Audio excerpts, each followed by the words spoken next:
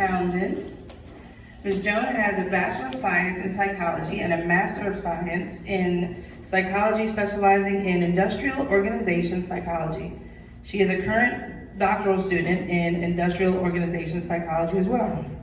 She is a member of the National Society of Leadership and Success, a researcher, consultant, and author, a blogger, motivational speaker, a traveler, and an entrepreneur.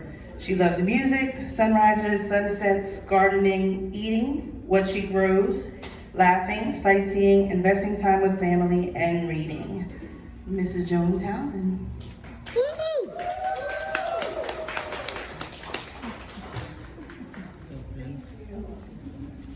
Thank you, everybody. So good to be here in the 757. You guys are representing the authors, and we appreciate you. I want to, before I really get started, just kind of let you know what I think I am more than anything, and that is an ambassador for Christ. That's my main thing. And the reason I say that is because I can do nothing without Christ. All I do because of the strength that He's given me. And with that being said, I want to give a shout out to my family right here. I've got Michaela and Kat, and to my really good friend. I worked with her, and she just kind of surprised me when I saw her. I didn't recognize her behind the mask. That's Charlene. And yeah, so we just want to thank Cammie too, back there in the back. She's one of the samurais. Look, thank you, Cammie. She's the brilliance behind this whole event today. So, as they stated, I am Joan B. Townsend. And how I started with this book, it actually did not start being a book. It's called You Deserve Health, Happiness, Success, Prosperity, and Love. This actually was something that was kind of a blueprint for me, and it originally was I deserve health, happiness, success, prosperity, and love. And how that came about was that I was at probably one of the lowest places in my life. The samurai talked about how he was feeling like he was successful, when actually other people were saying that he was. I was feeling the same way. It's like my health was in shambles. Everything that I was doing, it just seemed like it was not working. And I did not understand why. Because I was praying, I was doing all the things that I thought I was supposed to do, but it still wasn't working. It's like you get to a certain level, and then that was it. And I kept saying, God, what am I doing wrong? What's happening? And then I realized it was what I was thinking. And I always say, if you monitor your thoughts and change those negative thoughts, you will change your whole entire life. And I would tell people that, but I wasn't doing it myself. And I would see people, and I'm talking to people, and 2 years, 3 years later, they would have this fabulous life. And I'm like, what is going on, God? How are they doing it and I'm not? And they would say, you told me and I did it, and look at me now, and thank you. And I'm saying, well, okay, I'm happy for you, but what about me? I'm like, God, what is going on? So he said to me, I was praying, and he said, I need to get you by yourself, so that I can introduce you to you, a reintroduction to who you are and what your purpose is supposed to be. And I thought, well, that sounds great, but where am I going? And he said, Vegas. I said, okay. And I went to Vegas. I was out there for 2 years, and I got an opportunity to just be able to meditate in the morning and walk in the parks and pray. And he would give me downloads. And as I would receive these downloads, I'm writing them. And the downloads was telling me I deserved to be healthy, happy, successful, prosperous, and loved, even though that was not what I was thinking, in my mind. I was arthritic. Every time I would eat, my stomach would just blow up. It was one of those things where it was like, I don't really want to eat, but then I have to eat. And because I'm not eating, but I'm gaining weight, like what's happening? So God said to me, beloved, I wish above all things that thou may prosper and be in health, even as your soul prospers. So he gave me all this information that I was supposed to do, and drinking water and just hydrating myself. I call it watering myself. And as I began to do that, and exercise, that was one of the key things. The exercising was allowing me to raise my vibration. When you move your body, and it doesn't have to be something major, it can be something as simple as a 30-minute walk. That began to actually affect me in a different way. I began to relax because I was always uptight, always stressed out, always got to do this, got to meet a deadline, got to go here, got to go there. All of that began to just stop. It stopped. And then he said to me, you've got so many hurts in your past that you need to release. And this is something that a lot of you might not want to hear. And it's a major F word that most people shy away from and get upset and angry about. That word is forgiveness. You have to forgive. You have to forgive. And it doesn't matter what they did to you. It doesn't matter what they said to you. It doesn't matter. Because as long as you hold on to that garbage, you know what's happening? You're injuring yourself. That person has gone on. They don't even remember what they did to you, especially if you're holding on to a hurt that happened to you 15, 20 years ago. Let it go. And I said, God, I'm trying. I'm really trying. But you really don't know what they did. You really don't know what they said. Right. You really don't know how that hurt me. He says, you know what? I'm giving you a directive.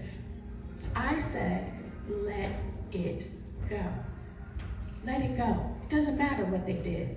Because truth of the matter is, that's why your career, that's why your life is not elevating to the next level. You keep asking me why, and I'm telling you, forgiveness. Vengeance is mine. Let me handle it. Cast your cares into my hands. And I said, all right, I'm gonna do it. So out in Nevada, they've got all these red mountains, red rocks, and you can climb them and all this. So I'm going to the red rock and I'm gonna climb it and I'm gonna forgive while I'm climbing. And I had made it all the way up to this huge mountain, and I'm forgiving people, calling out names, and I'm forgiving, and I'm forgiving, and I'm forgiving. I get up to the top, and I'm like, oh, Lord, how am I going to get down?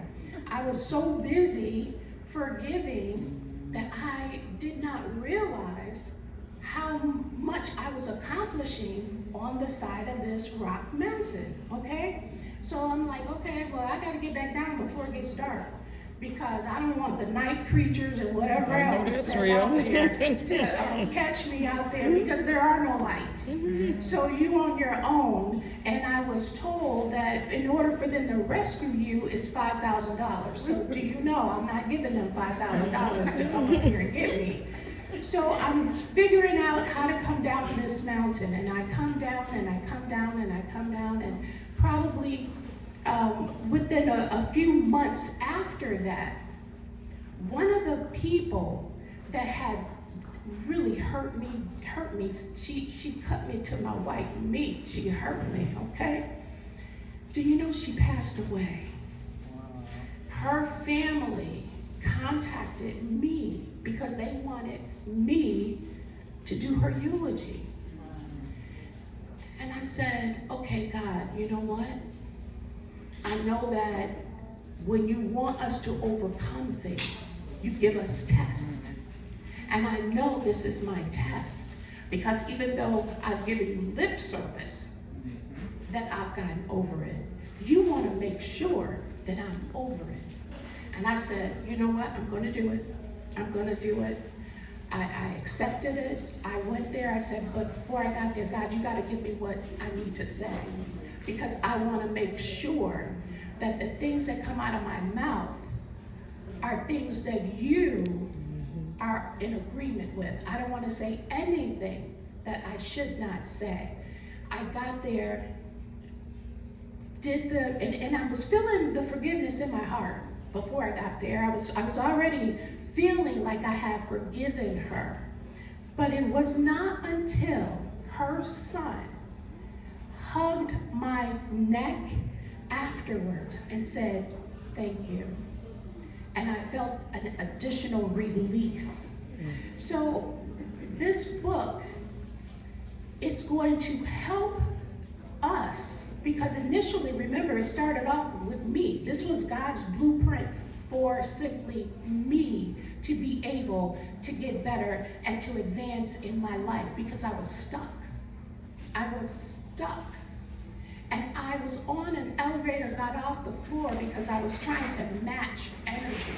Please believe me, don't clap back at folks. If whatever they say, whatever they do, don't feel the need to get back at them. Let God do his job. He'll handle that. And that's what this book is talking about. That I was the woman with the issue of blood. Remember her in the scriptures where she had to, work her way. Work her way. She says, if I could just touch the hem of his garment. This was the hem of his garment for me. And when that child, who was an adult, said to me, thank you, I felt that additional release. And that additional release caused me to know that I had actually forgiven.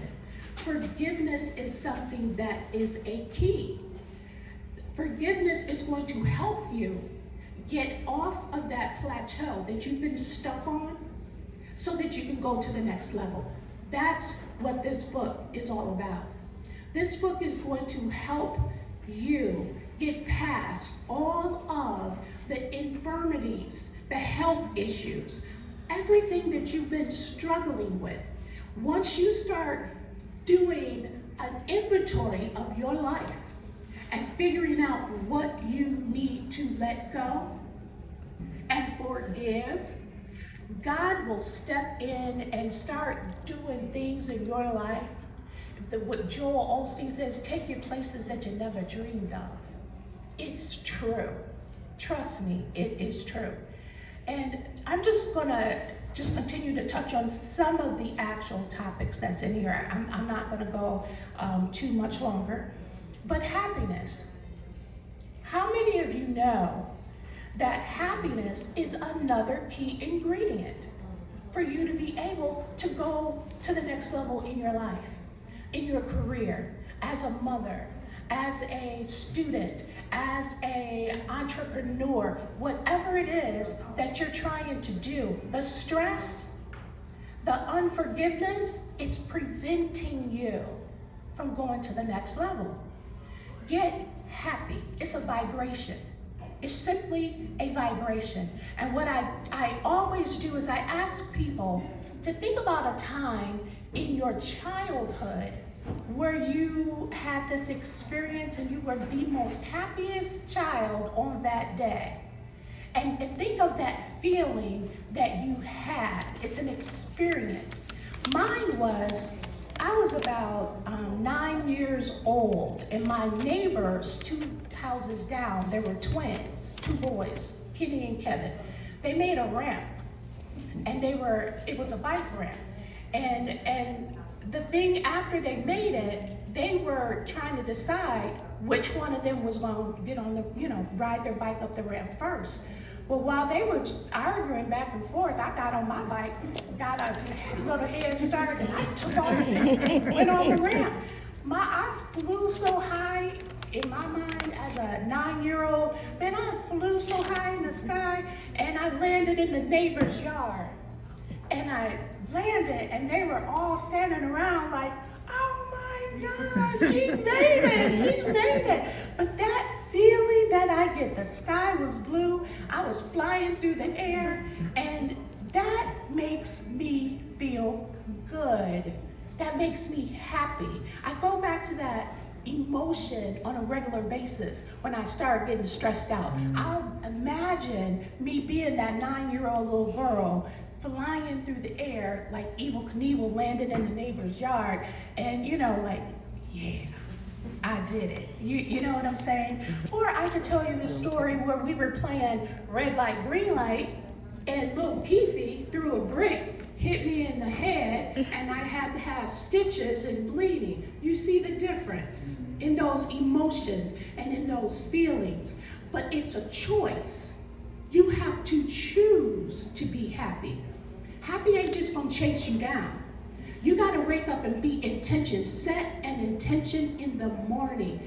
This is a gift. Today is a gift, and I'm gonna use this gift to benefit me. I choose to be happy. I choose to think happy thoughts. And that's where it comes in, where you got to evict any type of negative thought that's trying to come into your mind. Absolutely. This book will help you do that. It will help you raise your vibration. It will help you remember the things that's going to actually benefit you, benefit your body, benefit everything that you're trying to accomplish in your life. Because if you get stuck on the elevator, or you get off on the wrong floor because somebody said something that you don't like, and you're going to teach that person a lesson, you're going to clap back. Ain't that what they say today? You're going to clap back. Look, clap for yourself. Keep your claps for yourself. Right. Don't give your claps out. Be stingy with your claps, okay? Keep your claps for yourself, because it will determine if, in fact, you do go to the next level. And if you want to go to the next level in your life, you got to plan for it. You got to be intentional about it. And the last thing I want to talk about, there's more chapters in here, but we're running out of time. So the last thing I want to talk about is love. There's a scripture that says, a multitude of love covers sins. How many of you know how imperative it is that you love yourself? Love yourself. You cannot properly love someone else if you do not love yourself. It will be dysfunctional. You would do all kinds of dysfunctional things. You cannot do anything to cause someone else to love you if they don't love you. Right. Let him go. Let her go. Love yourself. All of the things, the energy that you're using, spinning your wheels, trying to get somebody to put interest in you, spin your wheels, finding out what you're interested in, and do it for yourself.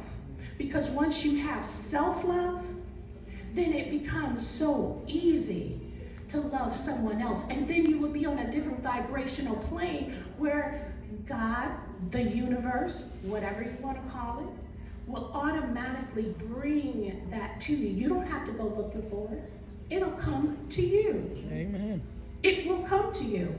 And remember, this blueprint started out being, I deserve health, happiness, success, prosperity, and love, because I was at a point in my life where I didn't believe I deserved those things. I thought it was okay for Angela to have it. I thought it was okay for Ricky to have it. But I didn't think I deserved it.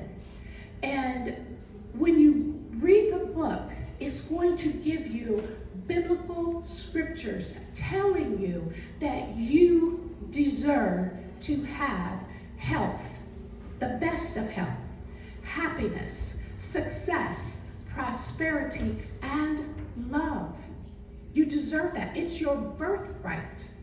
And once you just grasp that information, and once you just latch on to the fact that you are a queen and a king in your own right, and that you have to give self-respect and self-love, honor yourself, get busy with yourself, find out what you like. I used to eat ice cream. I really didn't like ice cream. My ex-husband liked ice cream. I ate ice cream because that's what he liked. Well, once I started loving myself, I realized a whole lot of stuff I didn't like and didn't want. Right. But I hadn't took the time to figure me out because I was too busy figuring out what he liked, what the kids liked, what everybody, I was there for everybody except me. Yeah. And my advice is, find out who you are. It's never too late. People say, oh, I'm such and such age. I can't do that now. Are you kidding me? I don't go by actual numbers anymore. I tell people what year I was born. I was born in 1964. Do you know I'm in a doctoral program? And they're saying to me, why? Why would you do that? I'm going to tell you why. Because that's what I've always wanted to do. That's what that 9-year-old little girl on that bike flying through the air like eagle, that's what I wanted to do then. And by God's grace, that's what I'm doing now. So what I'd like to leave you with is something that I have on the back of the book.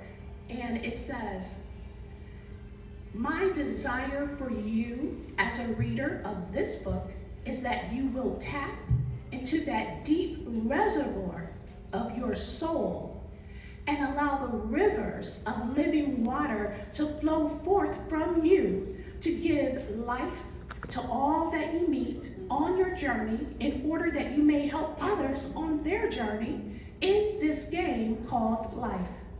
Because whether you believe it or not, we are in this together. And as you read this book, keep in mind that I've not told you anything that you don't already have knowledge of. I'm just initiating the activation of the dormant gifts that lay inside of you, waiting for a chance to be set free. Because that which has been is what will be, that which is done is what will be done. And there is nothing new under the sun. Love yourself and know, because you are here on this earth, you do deserve to be healthy, to be happy, to be successful, to be prosperous. And prosperity, I know I said that was the last thing, but let me just say this real quick. Prosperity is not just about money. Right. It's not just about money. You got to be prosperous in your health, prosperous in your ideas. Micromanage your ideas. Do not let rogue ideas take up residence in your mind, because that will, in fact, just mess up your whole plan for your life. And you're walking around wondering why. Look, health, stress, forgiveness, happiness, success, prosperity, and love, that will make you a full 360-degree person. You can't have one and be effective without the other. I want your lives as well as my own. What I want for myself, I want for you. What I want for you all, I want for me. And what I want is for us to have a rippling effect on the people that we are around. They should be able to see a difference in your life.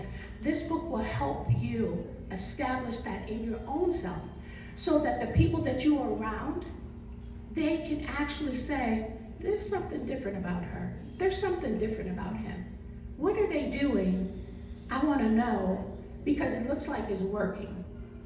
So whatever you do, know that other people are watching you, And they're going to emulate you, especially if you have children. You can't tell them, do as I say, not as I do, because they're going to do what you do. And they're going to forget about what you said. So make sure you love yourself, respect yourself. And basically that's what this is. Like I said, I was the woman with the issue of blood trying to get to Jesus, saying if I can just touch the hem of his garment, I will be made whole. And that's what he did. Keep in mind that when you go to Jesus, he makes you whole. When he comes to you, he heals you. What would you rather have? Wholeness or just a little healing? So, without a question of a doubt, you guys, you deserve health, happiness, success, prosperity, and love, written by yours truly, Joan B. Townsend, and I thank you for your time.